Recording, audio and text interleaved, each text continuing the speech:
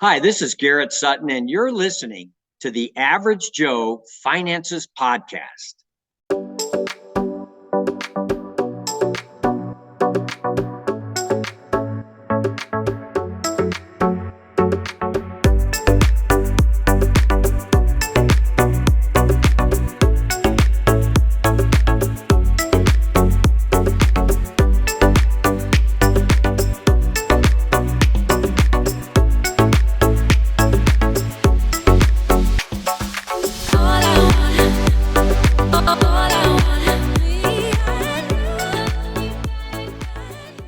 If you're watching this on YouTube, make sure you smash the like and subscribe buttons. If you're listening to our podcast, go leave us a 5-star review. All of our links can be found in the video description or show notes below. Hey, welcome back to the Average Joe Finances Podcast. I'm your host, Mike Cavagioni, and today's guest is Dr. Axel Meierhoefer. I hope I got that right. We talked a little bit before I hit record, and I definitely had to ask how to pronounce his name, as people have to ask me when I go on their shows. But welcome to the show. Glad to have you. Mike Cavani, you did it perfectly on that try. Amazing. As you did. Thanks as for well. having me. And just so everybody knows, before we hit record, I didn't tell him how to pronounce my name. He just said, "Hey, is it Cavagioni?" I'm like, "Oh, you nailed it. All right. Awesome." So yeah, hey, glad to have you on. We're going to kick this off the same way we start every podcast episode, and we want to know more about you. So can you tell me a little bit about yourself and share your story? Who is Dr. Axel Meierhoefer? Okay. I don't want to make it too long, but I'm originally from Germany with the name. Got out of school and wanted to fly, ideally for the airlines, but they didn't hire at the time in the early 80s. The question was, if I still want to fly, what can I do? And joined the Air Force. So went to pilot training, all that kind of stuff. Ultimately came back to Germany and got my first assignment in the wine area. It's basically where Rammstein is and Bitburg, which are like beer, and then right next to it is wine. So got to basically fly my first assignment plane there. Found out, even though most people say that sounds crazy, but what happened is that the missions that base had were very repetitive. And I was like, okay, is there something else that I could do that might be more interesting? And one of my fellow aviators said, what is your interest? And I said, I always like technology. He said, if you like technology so much, maybe you should look into test flying. So I thought, I don't know what that is, but I look into it, and then ultimately got an opportunity to join a test flight center in southern Germany, because at the time, the European nations were developing a new version of a plane called the ECR Tornado, that stands for Electronic Combat and Reconnaissance. In the US, it's also known, the mission is known as Wild Weasel. It was kind of developed in the Vietnam War. And one of the things that happened with that is, if you test anything, you typically have to go to the company that actually makes this stuff, because it's not otherwise available yet. It's not integrated. So I had the pleasure of going to the United States, because most of these black boxes that do any electronic wizardry for a plane or other stuff like that come from the US. And so my wife, and at the time my tiny little like 2-3-year-old daughter, we went to the US multiple times for me to go to class and them to go to the mall or to the pool and stuff like that. And ultimately my wife said one point, it would be kind of nice if we could be here for longer. So I looked into that and found out, okay, there is such a thing like an exchange program between the German Air Force and the US Air Force. Applied for it. There's a long story. I'm not going to bore you with that, but ultimately got accepted. And then went over basically to stay. Originally was the idea for about 2 to 3 years, flying F-111s for the Air Force. And out of those 2 to 3 years, it ultimately became 6 years. And we gotten used to live in the US, speaking the language. Daughter went to US schools and stuff like that. And then almost right at the end of my military career, I got an offer to work for a software company in Santa Barbara. So I took the offer, not knowing what I got myself into. Then also got told that I should actually get a graduate degree if I wanted to have a career outside of the military. I did that. And then the dean of the university talked me into to continue after the master's, and that's where the doctorate came from. And I realized through those studies that what I really wanted to do in the sense of business and what I was seeing in the company I was working for were basically way far apart from each other. So in 2005, I decided to start my own business. And a few years later, I realized the one thing that I don't have that I had in the military and that I had in the software company was any kind of retirement plan where you basically make money, investments and stuff. So I started looking myself, what could I do? And I discovered basically residential real estate. I discovered that a lot of people who make good money and did investments in that area ultimately really became relative, I would say wealthy. I don't want to say rich, but wealthy. So I thought I should do this as well. And I like to talk, Mike, that I also have a podcast that's kind of for me an indication. I like to talk about things and with people. And so I told friends, family, colleagues and stuff, when they asked me what I'm doing, I told them about my research and finding properties and investing in properties. And then ultimately in 2015, we decided there are so many people who would like to know how to do this. I'm willing to do a mentoring program where I'm literally taking somebody by the hand, very narrow niche thing to do the exact same thing that I did. And the main part is when you live in Santa Barbara, California, everything is so expensive that the traditional normal person who has a job wouldn't be able to invest in local real estate. And so what I had researched is, can I invest in real estate far from where I live? And that's basically what started the whole thing. And people were surprised that I was buying properties in Idaho and Ohio and places like that when I was living in California. And that's still what I'm doing. I'm still doing the mentoring program. I'm still helping people to develop a portfolio. And the only other thing that has added over the last, basically, what do we have now, 10 years pretty much, is that I'm also working with them on their mindset and on their protection for the family. So that's basically how we get to here. I'm still enrolling clients into the mentoring program. And then from there, for about a year, I help them with those three things: protection, mindset, and investing. Yeah, wow. So first of all, Axel, what a journey. As you Yeah, right. describe everything, it's really amazing to see. And I was going to ask you because I wasn't entirely sure, just looking at your bio and the discussion that we had earlier, if you had moved to the US first and joined the US Air Force, but no. So you were in the German Air Force, did an exchange program after coming to the US because you and your wife really liked it here, right? I got to ask though, because it's not easy to do the whole expat thing and leave your native country to live somewhere else just on a whim like that. Do you think that program like really helped you get some type of transition in there to say, this really is the right place for us?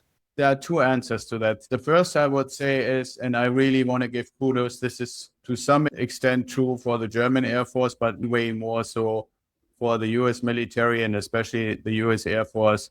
When you get, like we did, we came from Germany and went to Cannon Air Force Base in New Mexico, you really get into a community, right? You're not just going somewhere into a place that you don't know anybody. There are no things that nobody who explains anything to you. If you go to an Air Force base as an officer, which I was, you have medical services, you have dental services, you have a commissary. We didn't do housing on the base, but theoretically that would have been available. You have a community of people that you're working with.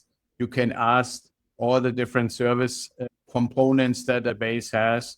They help you with the school. They help you with any kind of social services. They help you with the administrative stuff. So if I had to compare what we went through for about a year until we were really settled and everything became more and more going and doing it with the military versus imagining doing it completely on your own, you're just saying, okay, I pick a place in the United States and I'm going to go there and see if I can make it.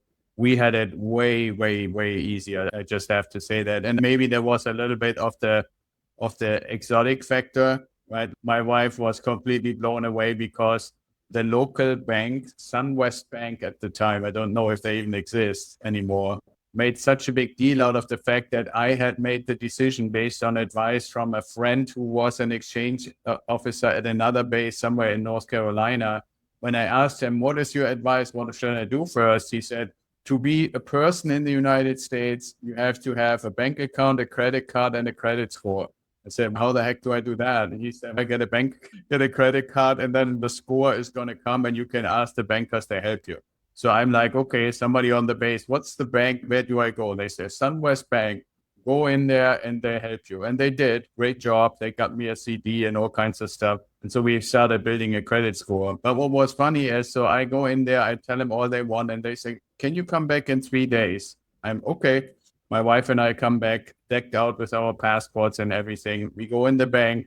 First thing, local newspaper is there with a reporter, a picture crew, right? And so they wanted to do an interview of this weird German guy who was desperately trying to build a credit score in the United States, of all places, in Cannon. So yeah, basically Clovis is the city or the little town that is right next to the base. The guy who wanted to establish a credit score in Clovis, New Mexico, became like an instant celebrity, the only German within 500-mile radius or something. So those kind of things are interesting. Now, when you said the second part of your question was establish location, the one thing that I still remember, even though it's been several decades now, is they have Clovis, the city or the town, they have Cannon Air Force Base, and the only other thing they have is a massive, like 10,000 heads. So when you came with your F-111 flying on final approach into the base, the one thing for sure you always got was the smell of the feedlot. So Fun. to answer your question about location, it became pretty clear when we realized we wanted to stay in the US that Clovis, New Mexico is maybe not the place. Yeah. Even that, like adding to your story, is just amazing because you kind of stepped out and really just going off of the advice of a friend and just said, all right, we're going to do this. I'm going to go open up the bank account. I'm going to get the credit card and I'm going to live in the United States. Let's go. Yeah, Right? absolutely. I felt also, Mike, that I was really, on the one hand, being a representative of my country when we were doing business on the base. But I also wanted, that was important and still is to this day important to me to say, I totally recognize that I had a huge privilege to be invited to live in the country, work in the country, operate in the country. Yeah. And I just want to be a good guest. Yeah. Right. And Yeah. so that was the other part, right? I wanted to demonstrate that when somebody from Germany comes and is representing and is doing that thing, that they want to be integrated, they want to be there, they want to learn and so forth. And we did that all along. My daughter, we got there in April. She went just for shows and giggles, so to speak, to the school for 3 or 4 weeks because obviously didn't know enough English.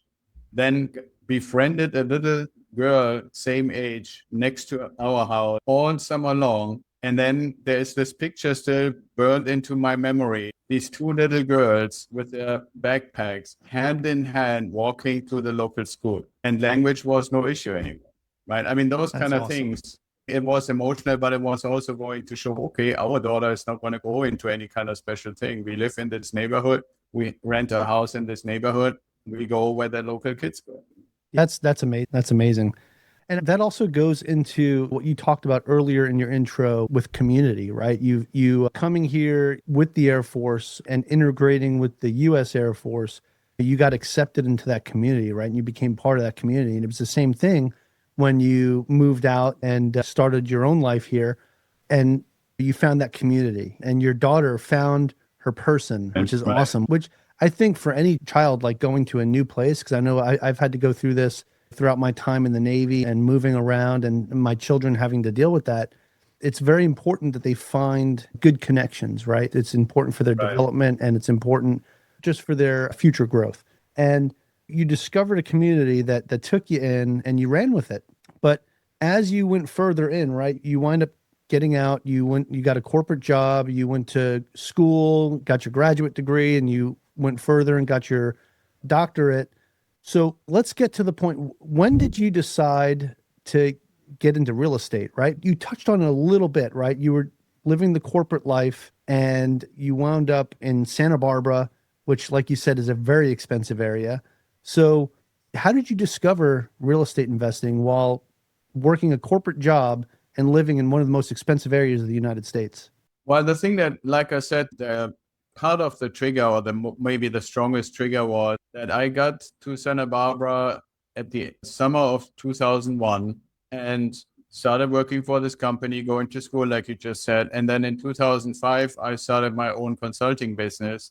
And in that whole time, I realized, okay, if I really want to go on my own, I have to figure out how do I take this component that as a German, I always felt is important, that you're planning for some point in time in the future where you don't have to go to work anymore, or as I would say today, where you don't have to exchange time for money anymore. While you have to also put it a little bit in a historic context, between 2002, 2003, that was when the whole .com thing, the whole stock market pretty much collapsed, right? So for me, when I looked at, okay, I want to build something because there is nobody else, no company, no military that is putting money aside for me for retirement. I want to build a NASDAQ basically. It was probably an emotional decision, but to me, it was, I'm definitely not going to do this stock thing. And then when I'm ready, it's collapsing and here I am with nothing to show for. So my question at the time was, what can I do where the risk of that happening to me is much, much lower? And I looked at stuff and people said, you can do gold. Nobody talked. Crypto was basically unknown, hadn't even come out yet. And real estate. And I thought the principle of owning something that you make available to other people and they pay you for being allowed to use it. And it starts like we have all seen it when you go to a hotel, and we have now experienced things like Airbnb.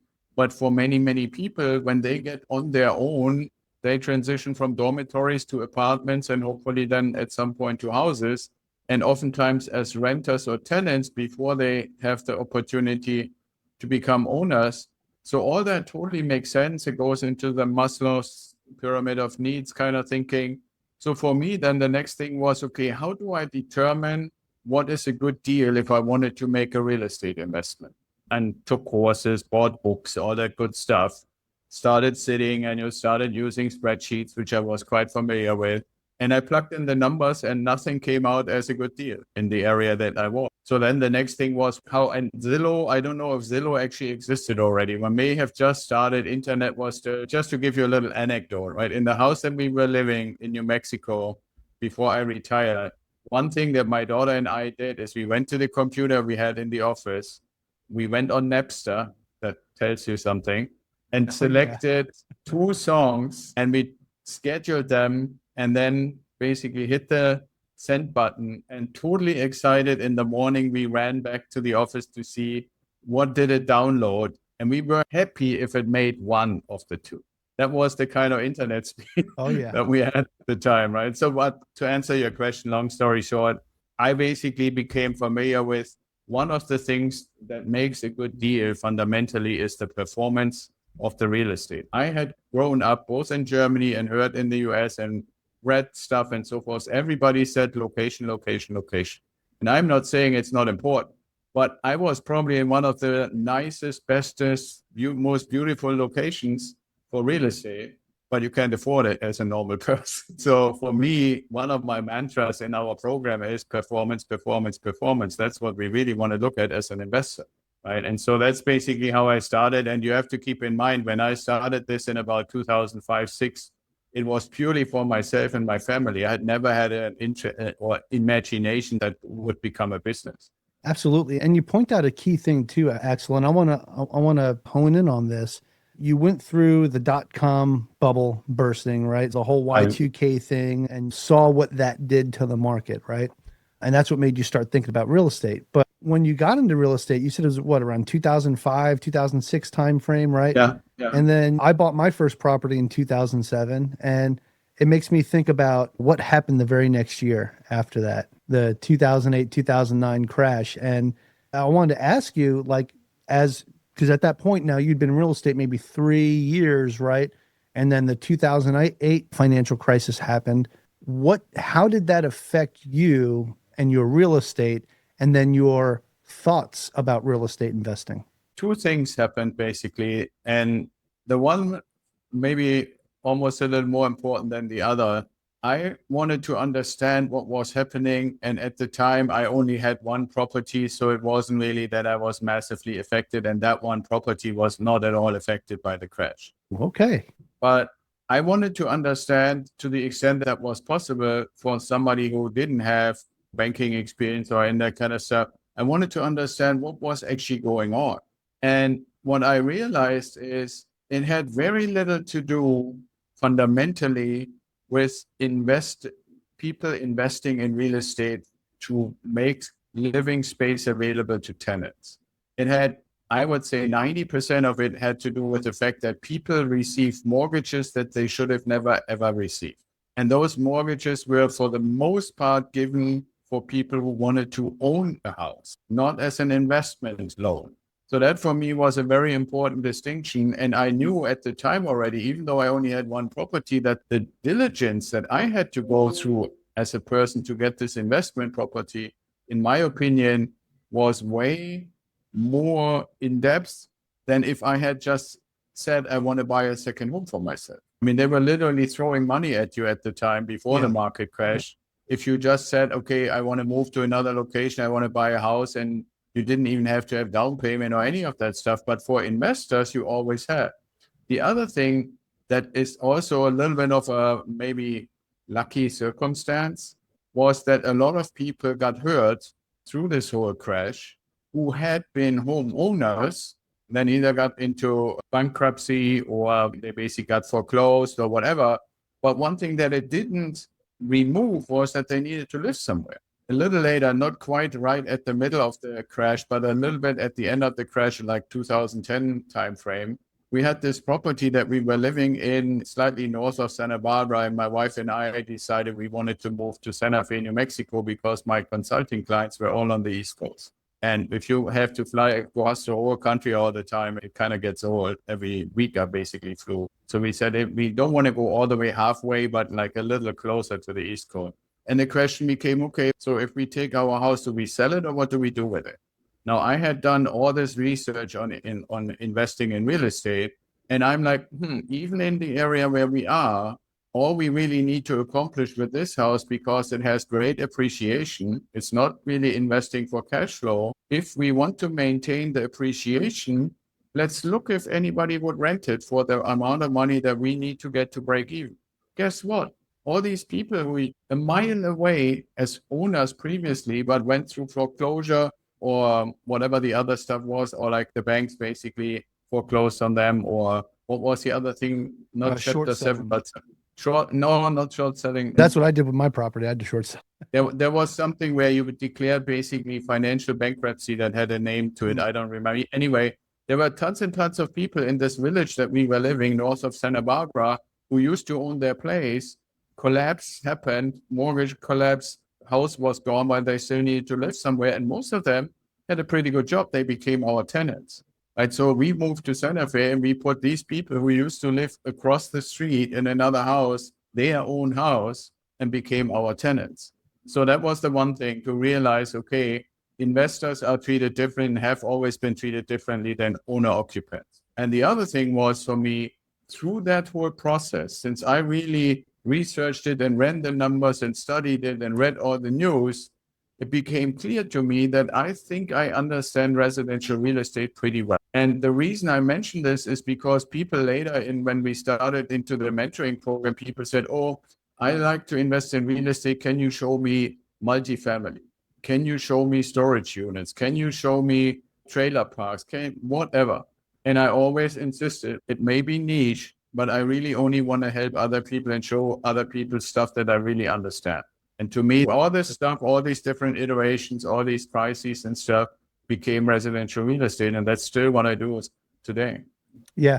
And that's where I started. And then I personally got into multifamily. There's absolutely nothing wrong with residential real estate. It is probably one of the best wealth builders out there, because not only are you making cash flow on the property, but you're building all this equity in these properties and it's all yours. There's something you said, Axel, that I want to point, and I think this is super important. One of the reasons, or something that you discovered during the 2008 financial crisis, was the fact that when you bought your property, since you bought it as an investment property, you scrutinized it a little bit differently than a homeowner going in and buying it to, hey, this is where I'm going to live, right? So they're okay with going all in and maybe, oh, it might be a little more expensive than what I can afford, but it's okay. It's my forever home, right?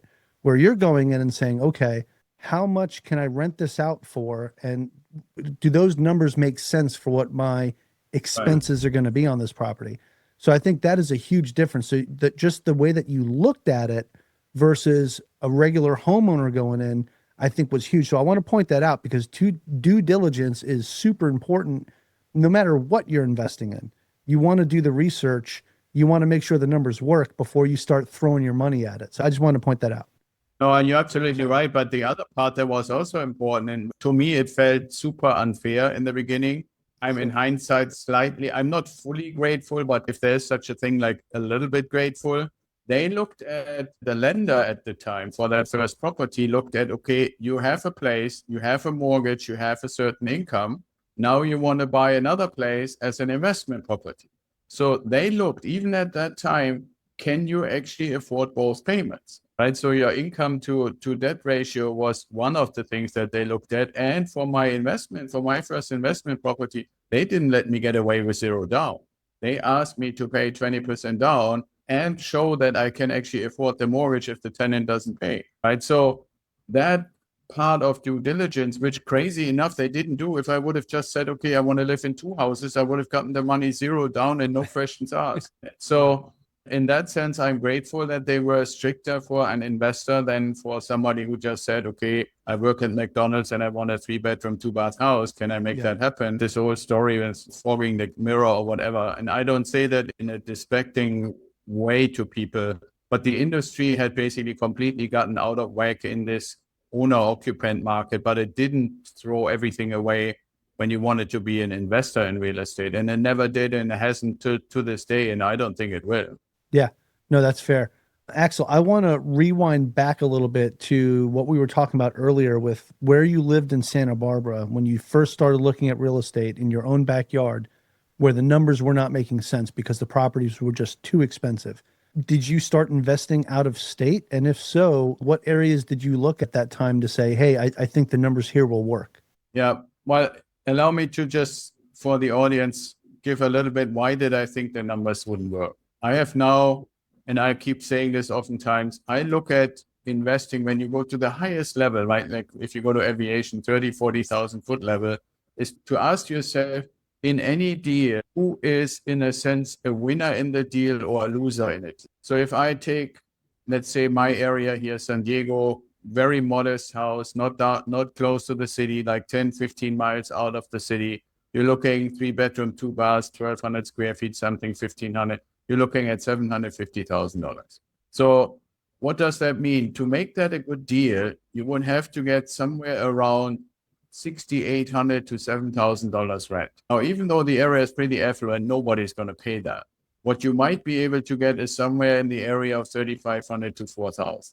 So when you ask yourself, okay, somebody pays $3,500, $3,800 and lives in a $750,000 house, who's the winner? I think everybody listening to us would say, obviously, the tenant. So when I turn this around and say that same house in Memphis, Tennessee, was $200,000 and I have no problem getting $1,900 rent. Now, in the sense of, okay, winner or loser, I would say it's not really clear where is there a winner or loser, but at least it's fair. I don't have to come up with $3,000 a month for my investment property because the tenant isn't paying more. That was my starting point. So then something happened. A guy named Chris Closure, who is the author of a book called Turnkey Revolution. That book came out. I was in my research phase and stuff like that. And it was the story. He is the son of the founder of a company that was at the time called Memphis Invest. And they specialized in turnkey investing in Memphis. Now, if anybody wants to look it up, this company still exists, but it's now called REI Nation. And the reason they changed the name is because first they were in Memphis and then they went to, I think, St. Louis and then to Dallas and then to Oklahoma City and so forth. So they had more and more cities that they actually applied the model. So it made no sense to be called Memphis Invest when you have all kinds of places outside of Memphis. But I read that book, and that book was basically almost like a checklist. What do you need to do if you wanted to invest far away from home? And why is a certain kind, not just every kind, but a certain kind of turnkey company the right way to do it? And then I started to look for them, and I looked actually at his company or his family's company. And the funny thing was that I could not qualify because I didn't have enough down payment. They had pretty strict restrictions. And then the next question was, okay, are there other turnkey providers? And the first one that I found was actually in Idaho that met the criteria that Chris had described in the book. And so that's where I bought then the next out-of-state property, applying the checklist and all the things. And one of the things that it also mentioned is, and how his family had started, and I learned it from the book, was not to buy an individual property in one location just because you think you found a deal, but think in what I call clusters. You want to build a cluster of 4, 5, 6 properties before you find another location with another turnkey provider and get another 4, 5, 6, and depending on how far you want to go. So I basically I'm working on my third cluster now. It's kind of funny. It all comes full circle because the third cluster is going to be in Memphis, but not with Chris's company, because by now a lot of other companies have copied what his family started in Memphis, and like a handful of really good turnkey providers now. And I adopted it for us. Yeah, so that's amazing because it kind of shows how there are so many different strategies and so many different ways that real estate works, right? And you found a particular niche that you enjoy that works for you and your family, and then you show other people how to do that, right? Now, I understand you have a podcast, right? What's the name of your podcast? The podcast called The Ideal Investor Show. Awesome. And do you talk about some of this on there? Well, yeah, basically the way we have it running is that we have a few episodes that I call the solo episodes, where I give the audience a little bit an update about the industry and the markets and things that I've learned that I want to convey. And then also have guests, like you have me as a guest here on your show today. I have guests that come on the show from different areas. Like, I'll give you one example. I had a guest named Andy, who we started actually having a working relationship with because he specializes in helping homeowners, both investors and homeowners, who had any kind of like insurance claim to get the maximum money, right? I felt that was an awesome interview, but it was also awesome to get to know him because obviously not only myself, but all our clients and anybody who's just listening to us and says, hey, I can have a storm or a fire or whatever, and I want to get maximum out of my insurance. And so that's one example, and other guests like that.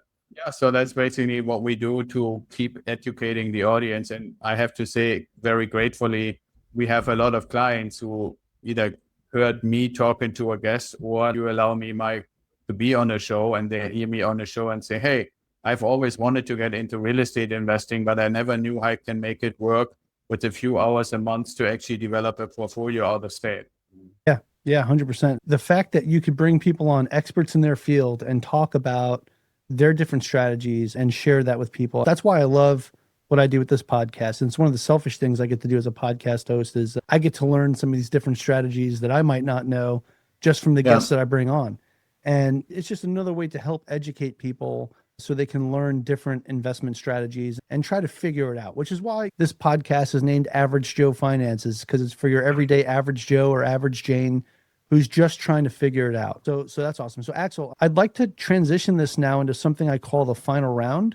It's where I'm going to ask you the same 4 questions I ask everybody that comes on the show, but it gives us a good idea of how you are under a little bit of pressure, but it's not no pressure at all, honestly. Okay. If you're ready to go, we'll get started. Yeah, let's go.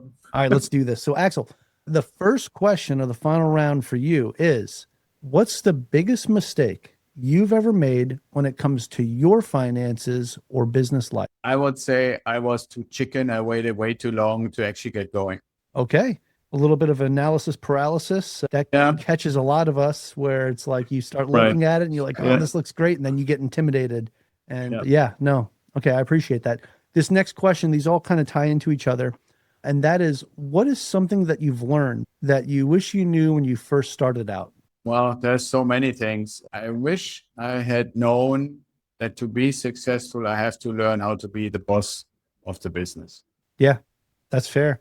That's fair. And I don't really do too many follow-on questions in the final round, but I'm going to. So can you explain to me what you mean by that, by being the boss of the business? Well, you just mentioned a second ago that this is the Average Joe investing podcast, right? So I was the average Joe. Yes, you can talk about my career history, but in a way, I had different kinds of jobs where I made regular money, and I wanted to become an investor. And only a little bit into this, I learned that to do it right, you should make investment like a business. And I even nowadays coach and teach everybody and help them to start their own company, like the Cover Journey Empire LLC or something like that.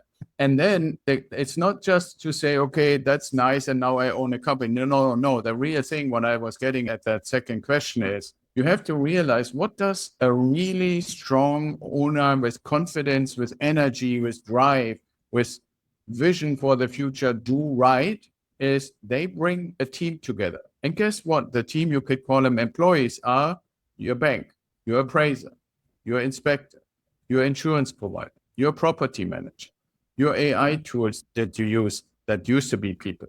You had an agent in the past, now you can plug this stuff all in.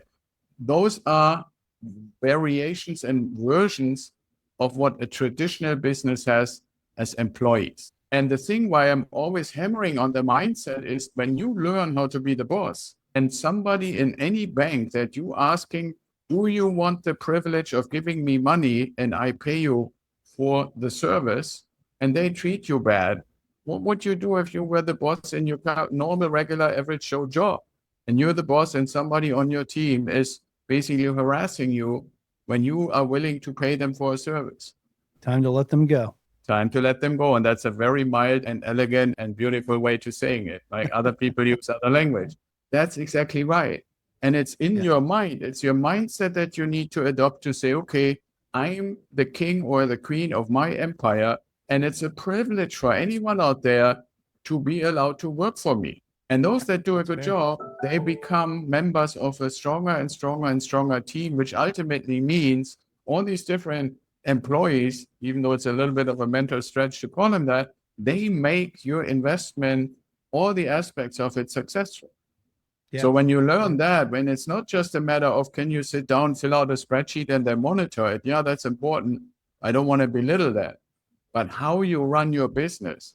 By the way, this also leads, when we're talking about real estate investing, to this aspect of legacy. Because sooner or later, when your business gets bigger, you will actually say, now I frame it in a trust so that the probate peoples, to say it mildly, don't get their paws on it. And I can turn it over, in my case, to my daughter, and she will have everything beautiful laid out. And I can, when I see that it kind of going down the drain, introduce her to these employees. And they have long-standing relationship. And she can watch me on how I'm actually treating them. I'm treating them all well as long as they live up to what is expected, just like any other boss in any other business, right? And so that part, that to me, why I mentioned that as the answer to your second question, that's really, really, really important. And that's what I want to get across, not just showing you how to invest in a property. No, I love that. So I definitely appreciate the answer to the follow-up question, because I think it hits pretty hard about being your own boss, taking charge, right, of your life and what it is you're trying to do, and making sure you're working with the right people. If it's someone that doesn't fit, you got to let them go, and you got to find the next one that's the right fit for you. So but we really all have to learn not to let people treat us that way, right? Yeah, if a bank gives you 100%. You want to give somebody the privilege to give you a mortgage loan and they treat you like whatever. I don't want to use the word. Don't do it. Don't deal with them. There are thousands of banks and lenders out there. You just have to make clear that you expect, number one, I always say this to my number one, first thing you want to make clear for them is you treat me with respect. I treat you with respect. Everything else comes after that. And if you get the slightest indication that they don't do it, don't work with them. No, I love it. I love it. The very next question I have for you in the final round is, do you have any tips or tricks that you would recommend to someone that is just getting started today? For real estate investing? Yeah. I would say, and that's not a tip or a trick, I would just say, find somebody. I would love to be that buddy, but somebody that you can build a relationship with, that you can trust, that is actually helping you, because it's way faster to work with the help of somebody who has gone through all the things that you ultimately want to accomplish than going through it by yourself and making all the mistakes that I made, that I now know that you shouldn't make. And so find a mentor is the short answer. Okay. Yeah. A mentor, I think, is super important. It's one of the things I talk about as well, like having a good mentor or a good coach, whatever it is, someone that's going to help you and guide you in the right direction. I think that is, for a lot of people, they don't realize actually how much money you can save by having a good mentor or a good coach, because they're going to help you not make the same mistakes that they've made in the past. Very pricey. True. I agree with that. I would like to make, if you allow me, one quick distinction, because it's a little one of my pet peeves. I'm not going to take 5 minutes about it, but just for people to understand, the fundamental premise of a coach is to help you to discover what you really want. That's where this whole thing about learning how to ask Socratic questions, that's what a coach learns. Any certification program You learn how to help somebody from the inside out to discover what they want and then turn it into reality. Yeah. Mentoring, on the other hand, is you get together with somebody who already did the journey, Been there, done it. now is willing to update it to the modern time. My journey started in 2005. What was working then is not what works now. So it needs to be updated to the modern time. But then I'm relaying what I know. I'm not trying to say, Mike, let's have these awesome questions so you can discover what you really want. No, I'm telling you, if you want to do this, then this is how to do it right. I'm basically sharing my experience updated to the current time, and I'm preventing you from making the mistakes I did. So it's quite different. Yeah. That's why I want to be careful that people understand there's a distinct difference between coaching and mentoring. Yeah, no, there's a distinct difference, but both of them can help you in that way, right? Exactly. And I think it's important that no matter what you go with, whether it's a mentor or a coach or both, because I've used both in my own journey as well, right? I feel like they have helped me get through some things that if I was on my own, that I probably would have made some very costly mistakes, right? So I think that's totally. I important. mean, if I had a choice for a client, right, that I have a client and I can come up with a dream client, I would say, let's first, dear Mr. or Mrs. Ideal Client, go get some coaching to really become very clear what you want, and then get mentoring to make it really happen. understand what your why is. Yeah. Awesome. All right. Okay, Axel. So the final question for the final round for you is, and I will preface this with besides your own, but do you have a favorite business, investing, or real estate related book or podcast or both? Besides my own, okay. I really like, even though it's getting a little dated now, but I like The Wealthy Gardener from John Surik. He just wrote a new book too, kind of like the follow-up or next edition to The Wealthy Gardener. But I like The Wealthy Gardener really a lot. Okay, awesome. I have not read that book, but I'm going to add it to my list. And that's definitely something I think my wife would want to read too, because she loves gardening. So I think The relationship to gardening, but it also has a lot of really good advice. How is investing and gardening the same? I think I see the connection. And John, actually, I know from some interviews, John wrote the book actually for his son to understand how he can become successful in life. That's awesome. That is awesome. I love it. All right. Axel, that is it for the final round. You made it through. You could pat yourself on the back. Like I said, it wasn't terrible, wasn't hard. But that's not the last question that I have for you, because as we talked, you've provided a lot of value and lots of great information about what it is that you do and how that can help other people and some of the listeners listening right now. And a lot of them are probably saying, hey, I want to know more. So where can people find more information about you? Can you share your website with us? Any social media profiles we can follow? And where can we listen to your podcast? So first, the website is idealwealthgrower.com. And if you put that in Google, you also find Facebook and X and all those other social platforms where Ideal Wealth Grower is present. The podcast, like I said earlier, is the Ideal Investor Show. So those would be the things. And if somebody wants to get in touch, most of these social media channels lead back to the website. And when you go there, you see a little button in the top right-hand corner that says book a complimentary call or something to that effect.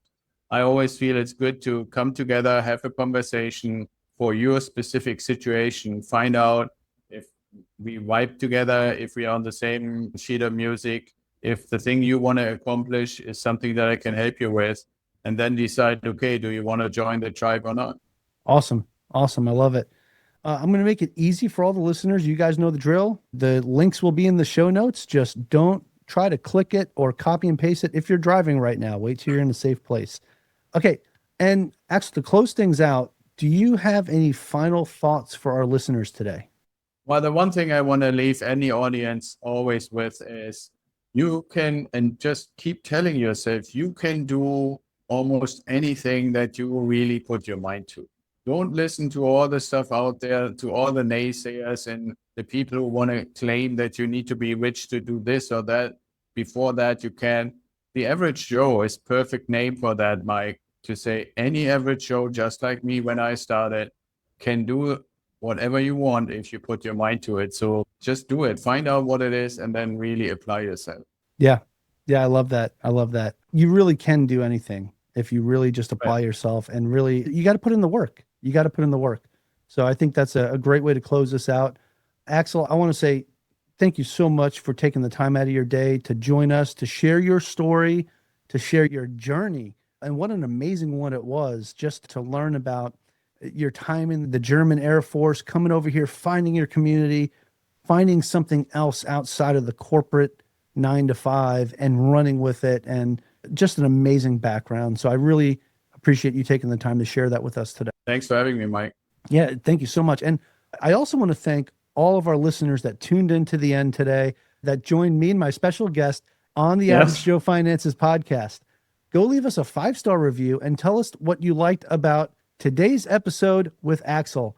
Aloha from Hawaii, and have a great rest of your day. Thank you for making it to the end of this episode. Greatly appreciate you being here with me today on the Average Joe Finances podcast. If you haven't done so yet, make this the episode that you go leave us a 5-star rating or subscribe to our YouTube channel. The Average Joe Finances podcast is for informational and entertainment purposes only. Have an outstanding day.